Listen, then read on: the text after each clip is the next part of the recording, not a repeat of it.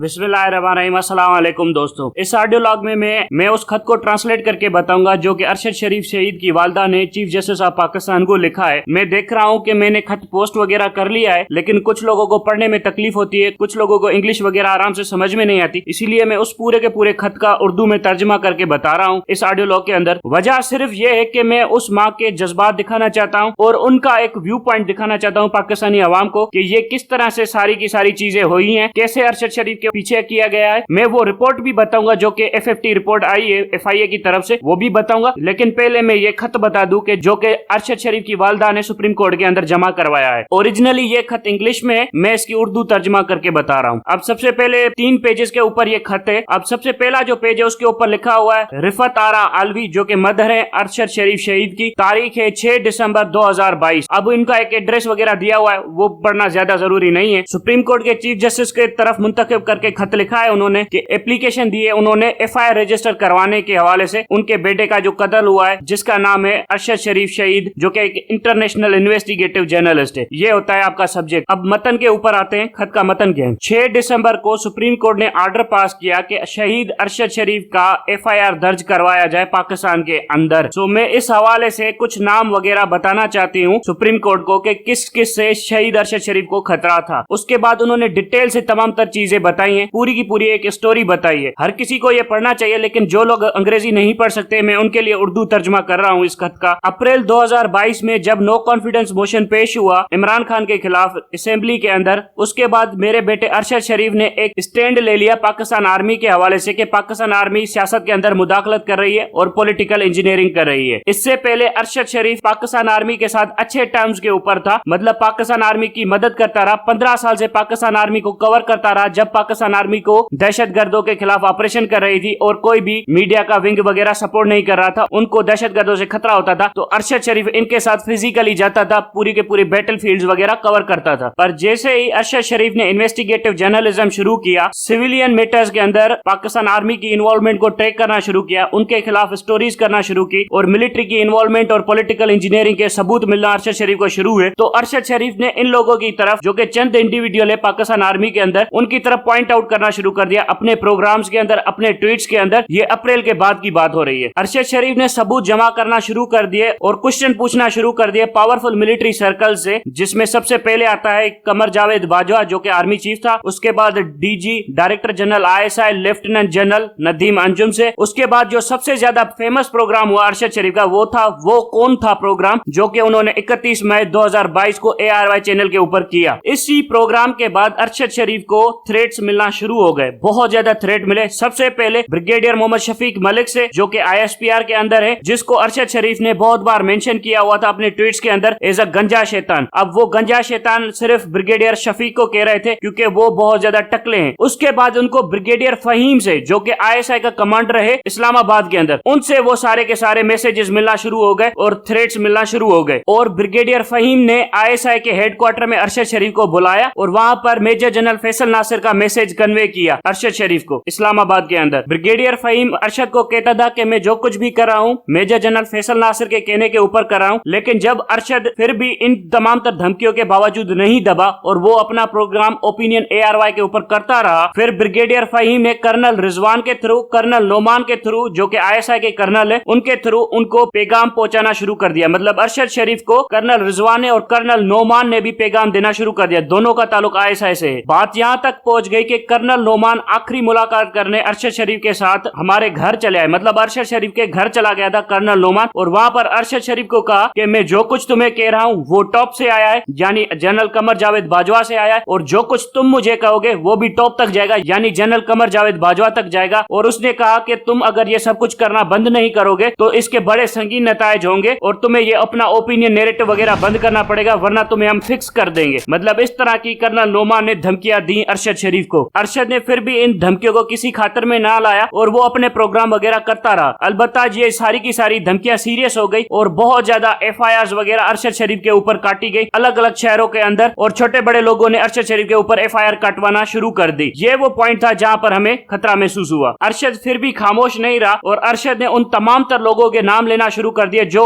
इन FIRs के पीछे हैं और जिन्होंने ये सारी की सारी FIR अरशद शरीफ के ऊपर कटवाई है। अरशद ने अपने ट्वीट्स के अंदर, अपने प्रोग्राम के अंदर, अपने वीडियो लॉग्स के अंदर उन सब लोगों के नाम लिए हैं और उनकी तरफ इशारा भी किया है कि जिन्होंने ये एफआईआर अरशद शरीफ के ऊपर कटवाई हैं और ये सारी की सारी वीडियोस इंटरनेट के ऊपर अवेलेबल हैं। आप इसको एज ए एविडेंस भी देख सकते हैं। इसके अलावा अरशद शरीफ ने प्रेसिडेंट ऑफ पाकिस्तान को, चीफ जस्टिस ऑफ पाकिस्तान को खत लिखा और जिसमें उन्होंने बताया कि उनकी लाइफ को बहुत ज्यादा खतरे हैं और वो उनसे इंसाफ की उम्मीद रखते हैं। फाइनली 9 अगस्त को एक और एफआईआर अरशद शरीफ के ऊपर रजिस्टर हुई और 9 अगस्त को अरशद शरीफ को रिपोर्ट्स मिलना शुरू हुई कि उसको असैसिनेट किया जाएगा पाकिस्तान के अंदर किसी भी रिलीजियस फैनेटिक के थ्रू, और ये इन्फॉर्मेशन बहुत ही ज्यादा रिलायबल थी। अरशद शरीफ ने अपनी फैमिली मेंबर्स को बताया कि बहुत ज्यादा असैसिन इसका पीछा भी कर रहे हैं और कुछ असैसिन तो इनके घर तक चले आए हैं और उसने कहा कि उसे अपनी जान बचाने के लिए पाकिस्तान छोड़ना पड़ेगा और इसीलिए उसने पाकिस्तान को छोड़ा दुबई के लिए 10 अगस्त 2022 को पेशावर के थ्रू। अरशद 1 महीना पाकिस्तान के अंदर छुप छुपाता फिर रहा था, यहाँ तक कि वो अपने घर से भी ज्यादा नहीं निकल रहा था क्योंकि कातिल उसके दर तक आ चुके थे। जैसे ही अरशद शरीफ ने 10 अगस्त को पाकिस्तान को छोड़ा तो उसके अगले दिन ही ARY को बंद कर दिया जाता है और ARY को ऑफ एयर किया जाता है और फिर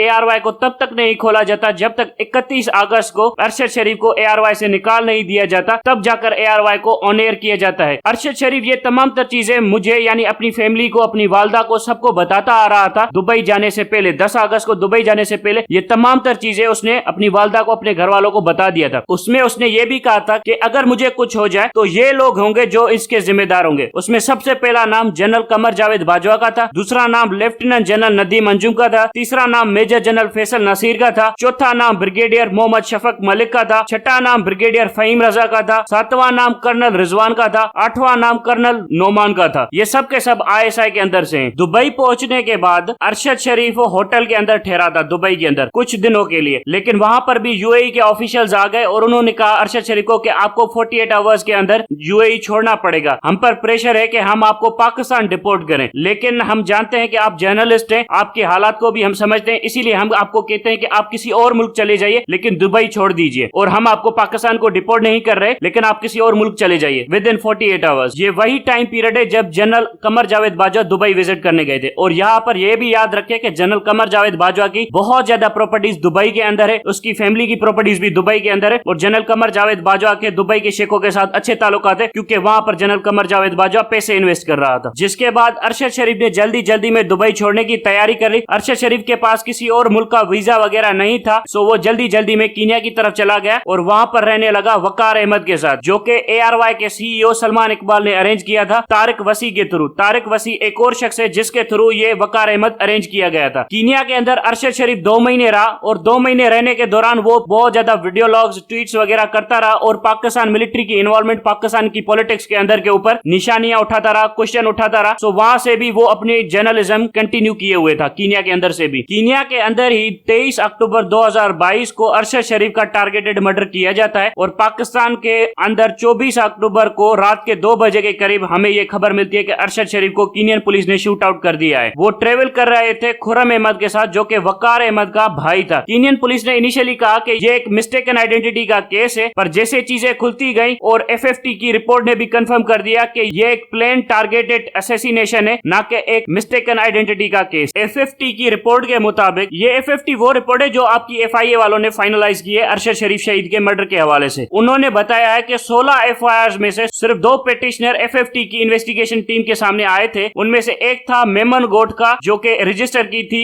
SHO मेमन गोट। डायरेक्शन किसने दी थी वो FIR रजिस्टर करने के लिए? SSP मलिर इरफान बहादुर ने। जो कि इरफान मलिक को किसने डायरेक्शन दी थी? वो दी थी ISI ऑफिस कराची ने, जहां पर 3 ISI के ऑफिसर्स मौजूद थे। इन शॉर्ट ISI के 3 ऑफिसर्स ने SSP मलिर इरफान बहादुर को इंस्ट्रक्शन दी और इरफान बहादुर ने SHO मेमन गोट को इंस्ट्रक्शन दी और वहां पर ये सारी की सारी FIR दर्ज करवा दी गई। इसके अलावा FFT रिपोर्ट ये बताती है कि जो वकार अहमद था वो कांटेक्ट में था, मतलब overall Waqar Ahmed throughout Arshad Sharif के टेन्योर के अंदर वो कांटेक्ट में था। Sector commander ISI Islamabad brigadier Faheem Raza, ये वही ब्रिगेडियर फहीम रजा है जिसको आपके major Adil Raj honey trap master वगैरह कहते हैं। सो ये वही ब्रिगेडियर फहीम रजा है और ये वही ब्रिगेडियर फहीम रजा है जिसने अरशद शरीफ को बुलाकर धमकियां भी दी थी, ISI के हेडक्वार्टर में बुलाकर इस्लामाबाद के अंदर धमकियां भी दी थी। अब यहाँ पर अरशद शरीफ की वालिदा कंक्लूजन बताते हुए कहती है कि ये सारे के सारे इवेंट्स मेरे बेटे के साथ हो रहे थे, इसी वजह से मैं नॉमिनेट करना चाहती हूँ जनरल कमर जावेद बाजवा को, लेफ्टिनेंट जनरल नदीम अंजुम को, मेजर जनरल फैसल नासिर को, ब्रिगेडियर मोहम्मद शफक मलिक को और फिर ब्रिगेडियर फहीम रजा को, कर्नल रिजवान को, कर्नल नोमान को, वकार अहमद को, खुर्रम अहमद को, इन सब सबके खिलाफ FIR दर्ज करवाना चाहती हूँ, क्योंकि इन्होंने बड़ा ही प्रीमेडिटेटेड कैलकुलेटेड अटैक किया मेरे बेटे के ऊपर और उसकी प्लान्ड असैसिनेशन करवाई कीनिया के अंदर। और यहाँ पर यह बात बिल्कुल साबित होती है कि वकार अहमद और खुर्रम अहमद भी इस मर्डर के अंदर शामिल थे। और यहाँ पर अरशद शरीफ शहीद की वालदा बताती हैं कि जैसे ही मेरे बेटे को शहीद किया गया तो पूरी जर्नलिस्ट कम्युनिटी के अंदर एक दहशतगर्दी फैलाने की कोशिश की गई है। इसी वजह से मैं चाहती हूँ कि यहाँ पर FIR दर्ज हो, FIA के काउंटर टेररिज्म विंग के अंदर दर्ज हो, 302 PPC के थ्रू दर्ज हो, section 7 of anti terrorism act 1997 के थ्रू दर्ज हो। अब ये 302 और सेक्शन 7 में बता देता हूँ, ये दोनों इतने बड़े खतरनाक कानून है कि जिसके थ्रू आपकी मतलब बेल वगैरह नहीं हो सकती, आपको अरेस्ट किया जा सकता है, आपको कस्टडी में रखा जाता है और आपको इन्वेस्टिगेट किया जाता है। 302 मर्डर की होती है दफा PPC पाकिस्तान पीनल कोड के मुताबिक, और इसके अंदर आपको लाइफ इंप्रिजनमेंट या डेथ पनिशमेंट मिलती है, इससे कम कुछ भी नहीं मिलता आपको, और बहुत ज्यादा फाइन भी लगती है आपके ऊपर। Section 7 of anti terrorism code allow करता है लॉ एनफोर्समेंट एजेंसी को कि इस बंदे को हमने बेल वगैरह नहीं देनी बहुत लंबे अरसे तक। सो ये वो चीजें हैं जो अरशद शरीफ की वालिदा ने अपने खत के अंदर लिखकर चीफ जस्टिस ऑफ पाकिस्तान को सबमिट करवाई है। अब ये खत चीफ जस्टिस ऑफ पाकिस्तान ने अप्रूव किया या नहीं किया, लेकिन ये रिकॉर्ड में आ गया। अब ये जो रिकॉर्ड में आ गया ना, ये बड़ी चीज है। आइंदा आने वाले दिनों के अंदर हर कोई ये खत दिखा सकता है पाकिस्तानी मिलिट्री एस्टेब्लिशमेंट को कि ये तुम्हारी करतूतें हैं, ये तुम्हारे कारनामे, ये तुम्हारी ISI की इन्वेस्टिगेशन है, ये तुम्हारे ISI के बंदे कर रहे थे नेशनल सिक्योरिटी। कौन सी नेशनल सिक्योरिटी है ये? एक आर्मी चीफ की प्राइवेट मलेशिया बनकर रह गई थी ये पूरी की पूरी ऑर्गेनाइजेशन। आर्मी चीफ कातिल था और उसके कातिल ये छोटे छोटे कत्ल करवाते फिर रहे थे। सो ये गुंडागर्दी थी, ये कोई इंटेलिजेंस एजेंसी नहीं थी, ये दहशतगर्द एजेंसी थी, इससे कम कुछ भी नहीं था। ये सारी की सारी अनप्रोफेशनल एक्टिविटीज है। अब मुझे कोई बताए कि ये जो आपका नया आर्मी चीफ आया है इसको कौन सी चीज रोकती है? हमें तो दरस देता फिर रहा है यहाँ पर के जमहूरियत को मजबूत करना है, मैं कॉन्स्टिट्यूशन के पीछे खड़ा हूँ, आइन ही सबसे ज्यादा ऊपर रहेगा, आइन को ऊपर करना है, आइन की बुलंदी के पीछे चलेंगे हम लोग। तो फिर करो ना आइन की बुलंदी। आइन की बुलंदी इसी में है कि जनरल मुशर्रफ को लाओ, उसको फांसी की सजा दो, ये नहीं देगा। इसके अलावा आइन की बुलंदी इसमें है कि जनरल कमर जावेद बाजवा को अरेस्ट करो, ये सारे के सारे 7 से 8 लोग हैं, इनको अरेस्ट करो और इनको जूते मार के इनसे सच उगलवाओ, इनके खिलाफ इन्वेस्टिगेशन तो बिठाओ, GHQ के अंदर ही इन्वेस्टिगेशन बिठाओ, नहीं बिठा रहे। तो ये बताता है कि इस आर्मी चीफ के इंटेंशंस भी ठीक नहीं है, इसकी नीयत में भी खोट है। अब तक के लिए इतना ही, थैंक यू वेरी मच।